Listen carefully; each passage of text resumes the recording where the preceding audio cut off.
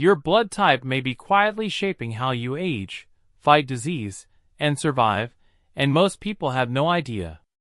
There is a question that has been quietly haunting me, one that I could not ignore once I started paying attention to my own body. Why do some people seem to glide through life with steady energy, while others struggle with stress, fatigue, or illness, even when they live the same lifestyle? I remember sitting in a clinic waiting room years ago, watching strangers flip through magazines, completely unaware that something invisible connected all of us. Not our jobs, not our habits, not even our personalities. Something older, something biological, something written into us long before we took our first breath. That realization hit me like a shock, because the truth is, your body is not random, it is not improvising, it is not guessing. Your body is following instructions, instructions written by generations of survival, carried silently inside the red current moving through your veins right now. Your blood, not just as a medical detail on a lab report, but as a living memory. A biological record of every threat your ancestors faced, every disease they survived, every environment they adapted to just so you could exist today. And once I understood that, I could not look at health the same way again. Suddenly, things that once felt mysterious started to make sense. Why one person stays calm under pressure while another feels overwhelmed for hours. Why some people feel shaky and anxious when they miss a meal. Why certain families seem to carry the same patterns of illness across generations. These are not coincidences, they are signals. We are all walking around with ancient survival software running inside modern bodies. Software designed for hunting, farming, migrating, and enduring hardship, not for sitting under fluorescent lights, scrolling through screens, and living in constant low-level stress. So this journey is not about memorizing medical facts. It is about decoding who we really are beneath the surface. Because hidden inside your blood type is a blueprint, a set of strengths, vulnerabilities, and trade-offs shaped by evolution itself. And the question that keeps me awake at night is this: are we living in alignment with that blueprint, or slowly exhausting our bodies by ignoring it? If blood is a blueprint written by evolution, then Type O is where the story of survival truly begins. Whenever I think about Type O, I picture movement, constant, relentless movement. Not comfort, not stability, just distance to cover, prey to track, danger to outrun. For most of human history, survival was not about convenience. It was about endurance, and the bodies that lasted were the ones that could keep going when food was scarce and injury was common. That is the world that shaped Type O. What fascinates me is how a tiny biological detail, the absence of certain antigens on the surface of red blood cells, can change the entire rhythm of a body. Type O blood flows more smoothly, encounters less resistance, and forms dangerous clots less easily. In a brutal, unpredictable environment, that difference could mean the space between life and death. A hunter who could recover from wounds, keep his circulation stable, and push forward despite exhaustion had a better chance of seeing another sunrise. But biology never gives gifts without asking for something in return. The same system that once protected early humans now reveals itself in quieter, more modern ways. I have met people who feel a deep, burning hunger if meals are delayed, as if their body refuses to wait patiently. Others struggle with persistent stomach irritation, acid reflux, or ulcers, even when their diet seems reasonable. For a long time, these reactions looked like weaknesses to me.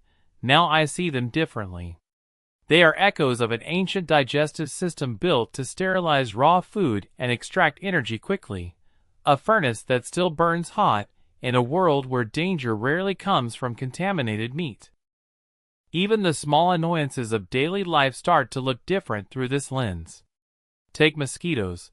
Many people laugh when they say insects seem to hunt them down, but science suggests there is truth hidden in that frustration. Certain chemical signals released by the skin of Type O individuals make them more noticeable to insects. It is not bad luck, it is biology broadcasting its presence. And that realization always leaves me with the same uneasy thought.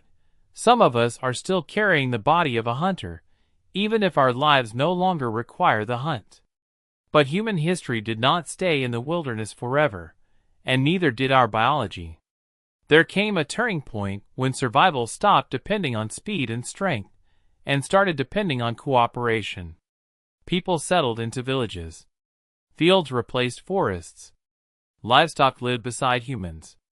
And for the first time, danger was not always a predator you could see, it was bacteria, infection, and disease spreading silently through crowded communities. That new world demanded a different kind of body, and this is where Type A begins to make sense to me. Type A feels like the blueprint of the builder. A body designed to live close to others, to defend against invisible threats, to seal wounds quickly before infection could take hold. Biologically, these individuals tend to have stronger clotting mechanisms and a more vigilant immune response. Thousands of years ago, that vigilance was protection. If you cut your leg on a farming tool, fast clotting could save your life. If disease swept through a village, a heightened immune system could mean survival. But as I studied this pattern, something else became impossible to ignore. The same biological alert system that once protected communities can feel overwhelming in the modern world.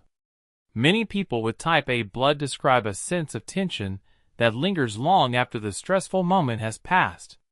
Their body stays on guard, even when the danger is gone. It is like an alarm that continues ringing in an empty room.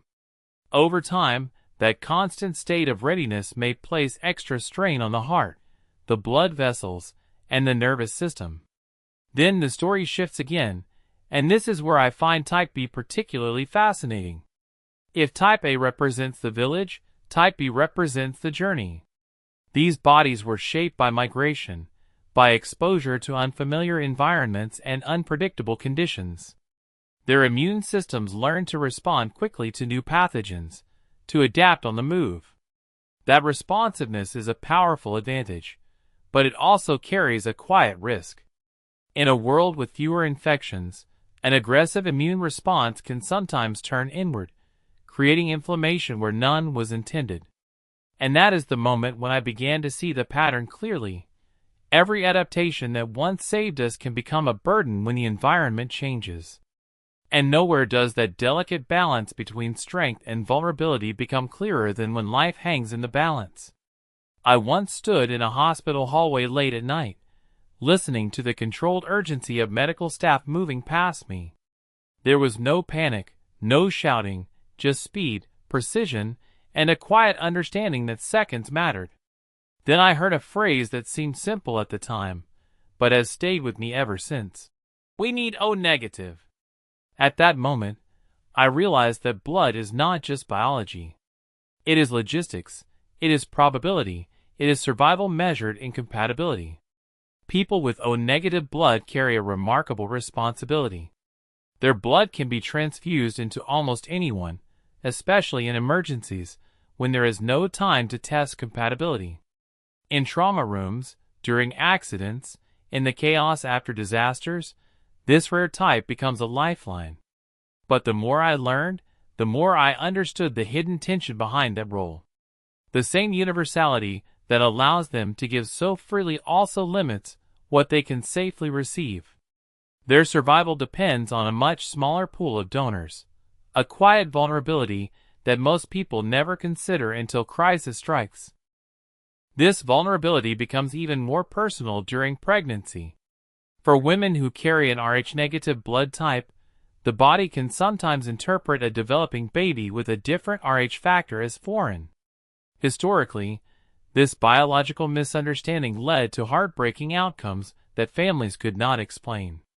Today, modern medicine has transformed that story, turning what was once a life-threatening risk into a manageable condition.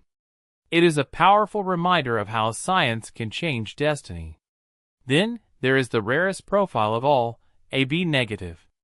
Fewer than 1% of people on Earth carry this blood type, and with rarity comes both value and fragility.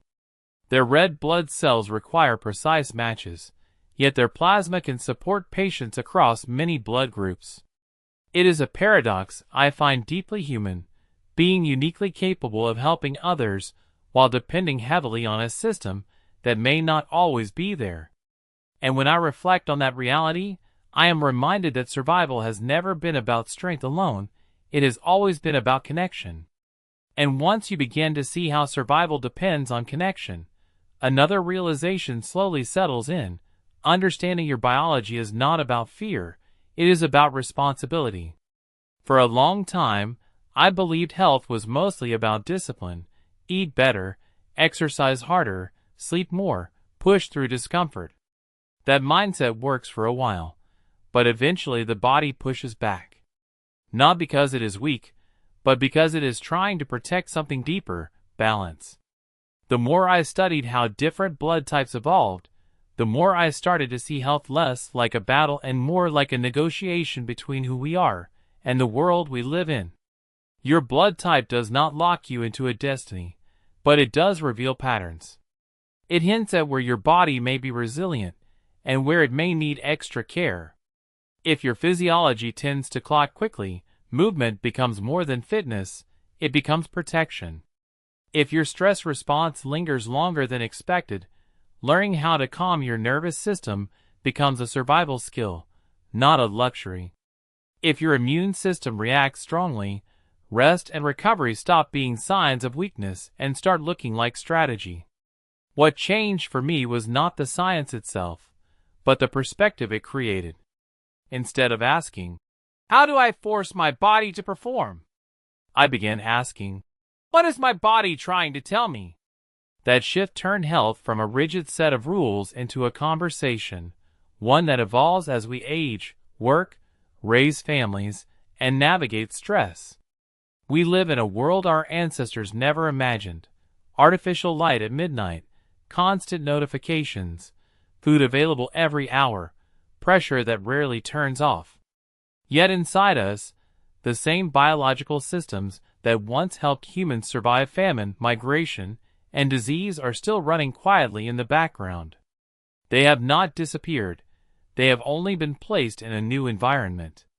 So the real challenge is not to fight your biology, and not to fear it, but to listen to it carefully enough to work with it. Because in the end, survival has never belonged to the strongest body, it has always belonged to the body that learns to adapt. In the end, the most powerful lesson I have learned from studying blood types is this: your body is not your enemy, it is your history speaking. Every reaction, every strength, and every weakness carries the memory of survival. When we stop fighting our biology and start understanding it, we make smarter choices about stress, movement, rest, and nutrition. We become more patient with ourselves and more intentional with our health. The goal is not perfection, but alignment, living in a way that respects the design we were given. Now I'm curious about you. What is your blood type? And did any part of this story feel surprisingly true to your own experience? Please share your thoughts in the comments so everyone can learn from each other's perspective. And if this journey helped you see your body in a new light, consider subscribing to the channel to support more deep, meaningful explorations like this in the future.